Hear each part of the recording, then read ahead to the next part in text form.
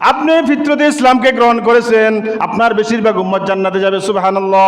পক্ষান্তরে যদি আপনি শরাবের পেয়ালাটা গ্রহণ করতেন, পান করতেন, তাহলে আপনার বেশিরভাগ উম্মত ভ্রষ্ট হয়ে যাইত। কি হয়ে যাইত? দেখেন, মারহাবা মারহাবা, ওয়েলকাম, স্বাগতম জানাইলেন, আপনি খুব ভালো একটা কাজ করছেন। কি করছেন? দুধের পেয়ালাটা গ্রহণ করেছেন এবং ওইটা পুরাটা পান করলেন, সুবহানাল্লাহ। এটা আপনার উম্মতের জন্য কি একটা সুসংবাদ। ফিতরতে ইসলামকে গ্রহণ করেছেন, ওখান থেকে আবার ওখানে সমস্ত নবী রাসূলগণ এক একজন সংক্ষিপ্ত কি করলেন? নসিহত করলেন। কি করলেন? সংক্ষিপ্ত নসিহত করলেন। নসিহত করার পরে আবার কোন দিকে যাত্রা শুরু? আসমানের দিকে, সুবহানাল্লাহ। বুরাকের ক্ষমতাও পর্যন্ত শেষ। এটা হলো কোরআনের বনী ইসরাইলের প্রথম আয়াত দ্বারা প্রমাণিত। এরপরে হাদিস দ্বারা প্রমাণিত আছে। ওখান থেকে যে একটা সিঁড়ি আনা হলো, সিঁড়ি যেটাকে আমরা মেয়ারাজ বলি, উরুজ মানে উপরে উঠার যে বাহন, ওটাকে কি মেয়ারাজ বলে। একটা সিঁড়ি আনা হলো। প্রথমে গেলেন, প্রথম আসমানে গিয়া দরজা কিন্তু সব বন্ধ, দরজা সব বন্ধ। নক করলেন জিবরাইল আলাইহিস সালাম। ভিতর থেকে আওয়াজ আসলো, আপনি কে? আমি জিবরিল। আপনার সাথে কে? আমার সাথে শেষ নবী সৈয়দুল মুরসালিন রাহমাতুল্লিল আলামিন।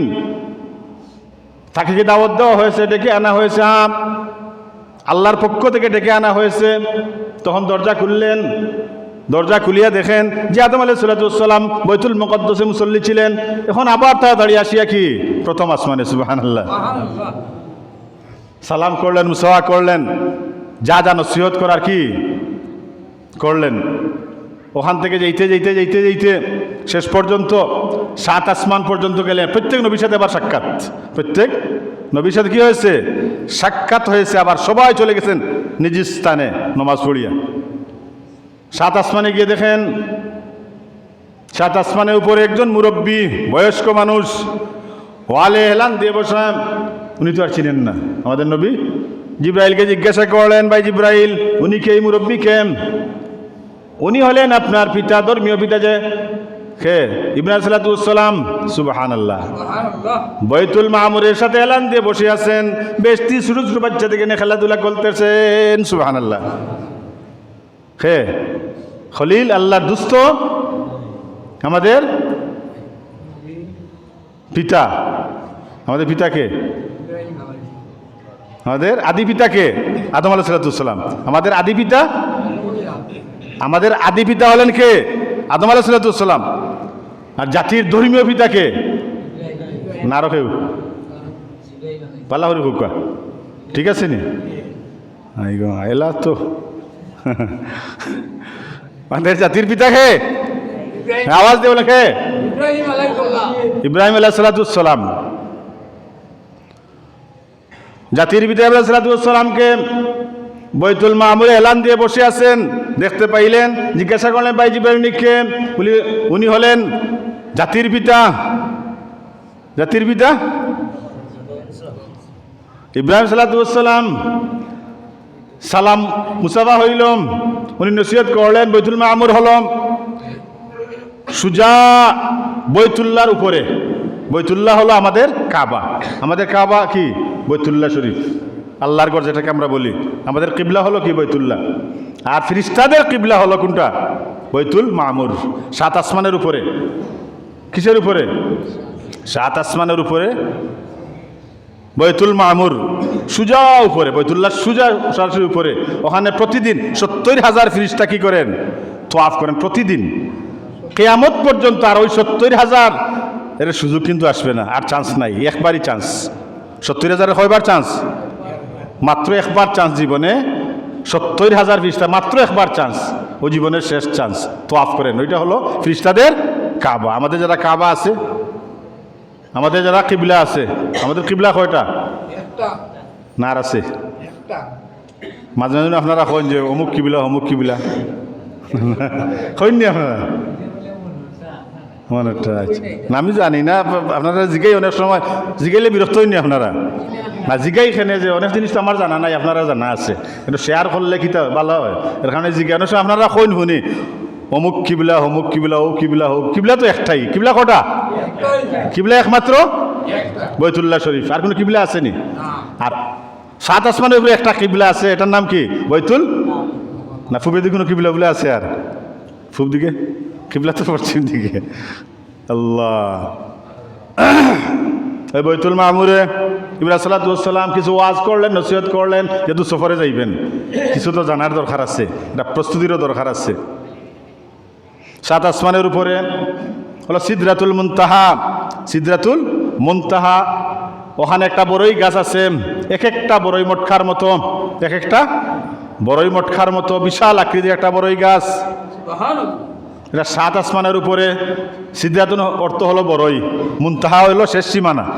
শেষ সীমানা অর্থাৎ শেষ সীমানার বড়ই গাছ, শেষ সীমানার বড়ই গাছ। ওখানে যাওয়ার পর জিবরাইল বললেন, ইয়া রাসূলুল্লাহ, ইয়া হাবিবাল্লাহ, আপনি একা একা যান, আমার যাওয়ার আর সুযোগ নাই। কি নাই? আমার যাওয়ার আর সুযোগ নাই। আল্লাহ রাসূল বললেন, ভাই জিবরাইল, আমি একা কীভাবে যাবো? তো লম্বা সফর, কোনো রাস্তাঘাটও চিনি না। সুবহানাল্লাহ, রাস্তাঘাটও চিনি না, হাজার হাজার মাইলের রাস্তা, লক্ষ লক্ষ মাইলের রাস্তা, আমি একা কেমনে যাব? জিবরাইল বললেন, যদি আমি এক চুল পরিমাণ সিদরাতুল মুনতাহা থেকে এক চুল পরিমাণ সামনে বাড়ি, আল্লাহর কসম, আমার ৬০০ নূরের পাখা রয়েছে, সব পাখাগুলো জ্বলিয়া ছাই হয়ে যাবে। সুবহানাল্লাহ। ওখানে হলো নিচের যে ফেরেশতারা আছেন, নিচের যত ফেরেশতারা আছেন, এরা এই পর্যন্ত যাওয়ার কি আছে? অধিকার আছে। এর উপরে কিন্তু কি নাই? যাওয়ার সুযোগ নাই। আর উপরে যারা আছেন, নিচে নামার কি নাই? সুযোগ নাই। সুবহানাল্লাহ। ওখানে যাওয়ার পরে ওই সিঁড়ির ক্ষমতা শেষ। বলে আমি কিভাবে যাব? জিবরাইল বললেন, কিভাবে যাবেন আল্লাহই জানেন। সুবহানাল্লাহ। কিভাবে যাবেন এটা আল্লাহই ভালো জানেন, আপনারা কিভাবে নেবেন, বিশেষ ব্যবস্থাপনা, এটা আমার বলার কোনো কি নাই, ক্ষমতাই নাই, আমি জানিও না। ওখান থেকে ওই সিদরাতুল মুনতাহা থেকে আপনাকে কিভাবে আল্লাহ পর্যন্ত নিয়ে পৌঁছাইবেন, আল্লাহই কি ভালো জানেন। সুবহানাল্লাহ। বিশেষ একটা বাহন, যেটাকে রফরফ ও বলা হয়, একটা বাহন আনা হলো, একাই উঠলেন ওইটার মধ্যে। সুবহানাল্লাহ। কোন একা, আপনি যদি একা সফর করেন রাত 3টার দিকে, কিছু বয়ে বয়ে লাগে সাধারণ, দেখবেন রাত একা যদি রাত 2টা 3টার দিকে চলে, অন্ধকার রাত্রি হয়, রাস্তা এমনি বয়ে বয়ে লাগে, এমনি আওয়াজ শোনা যায়, এই সেই অনেক কিছু। তো কই যাইতেছেন? সুবহানাল্লাহ। আল্লাহ, আল্লাহর বাড়ি যাইতেছেন, একদম একা, সাথে কেউ নেই, আর ওখানে কেউ যাওয়ারও সুযোগ নাই। আল্লাহর কাছে যাওয়ার কি নাই? কোনো সুযোগ নাই। ওই যে কয়েকদিন আগে মারা গেছে একটা বন্ড, এই কিতা নাম ছিল যে, দেওয়ানবাগি বন্ড, এ বলতো প্রতি রাত্রে বলে আল্লাহকে স্বপ্নে দেখে। নাউজুবিল্লাহি। স্বপ্নে না, হে দেখে, তার সাক্ষাৎ হয়, স্বপ্নেও বলছে না। সে কি বলতো? এই বন্ড নাস্তিক বেঈমান, সে বলতো কি প্রতি রাত্রে আল্লাহর সাথে তার সাক্ষাৎ হয়। এটা সম্ভব নেই। হ্যাঁ, মুসা আলাইহিস সালাম বলেন, আমি আল্লাহকে দরখাস্ত, আল্লাহ একবার তো আপনার সাথে সাক্ষাৎ করব। আল্লাহ দরখাস্ত কবুল করেছেন, যাও তুর পর্বতে। কোন জায়গায়? তুর পর্বতে যাও। ওখানে গেলেন, আল্লাহ সাথে কথা বলার জন্য 70টা পর্দার ভিতর থেকে শুধু তজল্লি দিয়েছেন। কি দিয়েছেন? 70টা পর্দার ভিতর থেকে আল্লাহ সরাসরি না, 70টা পর্দার ভিতর থেকে আল্লাহ শুধু তজল্লি দিয়েছেন। মুসা আলাইহিস সালাম পাহাড় জ্বলিয়া, মুসা 40 দিন অজ্ঞান। কয়দিন? কয়দিন? আর ও বন্ড বলে বলে প্রতিরাই সাক্ষাৎ করে 40 দিন পর্যন্ত অজ্ঞান। এখন পর্যন্ত তুর পার্বতে এই যে জ্বলছে, এটার ইয়ে আছে। আল্লাহ। ওখান থেকে রফরন নিয়ে রওনা হলো। বড় বড় ফেরেশতা যারা আছে উপরে, জিবরাইল, মিকাইল, ইসরাফিল, এদের সাথে সাক্ষাৎ হলো। লম্বা সফর, যেতে যেতে যেতে যেতে শেষ পর্যন্ত এমন একটা জায়গায় গিয়ে পৌঁছলেন, নীরব নিস্তব্ধ। কোন জায়গায় গেছেন, যাইবেন বা কোথায়, বা গিয়ে বা কী করবেন, কোনো কিছু বুঝতে পারতেছেন না। এখা তো কোনো স্টেশনও নাই, কোনো স্টপেজও নাই, লেখাও নাই। আমরা তো কিছু লেখা থাকে অমুক জায়গায়, আও লেখা টাকা নাই। কোন জায়গায় যাইবেন? এখন ভিতরে ভিতরে একটা আল্লাহ রসুলের ভয় আসতেছে যে আমি কোথায় যাইতেছি, বা কোন জায়গায় গিয়ে আমার শেষ গন্তব্য। হঠাৎ একটা আওয়াজ আসলো যে আপনি এখন আরশে আজিমের কি সামনে আছেন, আপনি আল্লাহর কাছে যা প্রেরণ করান প্রেরণ করুন। সুবহানাল্লাহ। কোন জায়গা পর্যন্ত গেছেন? আরশে আজিম।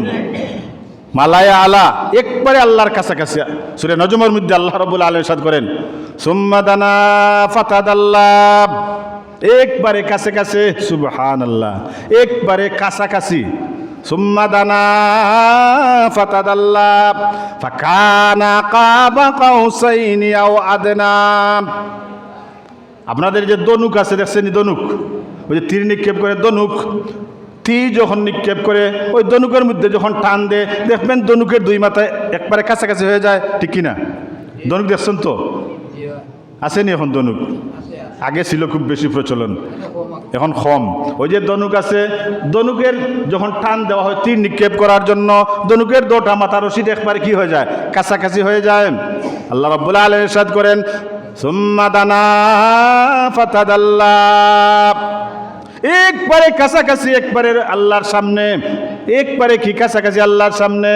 ফাকানা কাবা কাউসাইনি আও আদনা, মানুষ যখন তীর নিক্ষেপ করেন, তীর নিক্ষেপ করার সময় দনুক যখন টান দেয়, দনুকের দুই মাথা যখন একত্রিত হয়ে যায়, একবারে কাছাকাছি হয়ে যায়, এর চাইতেও আরো কাছাকাছি, সুবহানাল্লাহ।